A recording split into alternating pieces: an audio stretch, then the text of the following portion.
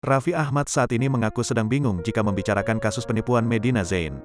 Ia bingung termasuk menjadi korban penipuan atau tidak. Nama Raffi Ahmad kini menjadi perbincangan hangat. Pasalnya, ia tengah terseret kasus penipuan yang dilakukan oleh selebgram Medina Zain.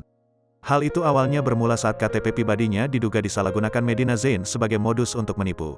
Suami Nagita Slavina itu pun diketahui telah melakukan konsultasi hukum di Polda Metro Jaya bersama kuasa hukumnya, Sandi Arifin. Namun saat ini, bapak dua anak itu mengaku masih mengumpulkan bukti sebelum membuat laporan resmi. Sementara itu baru-baru ini, Raffi tengah berkumpul bersama Gading Marten, Andre Taulani dan Uya Kuya.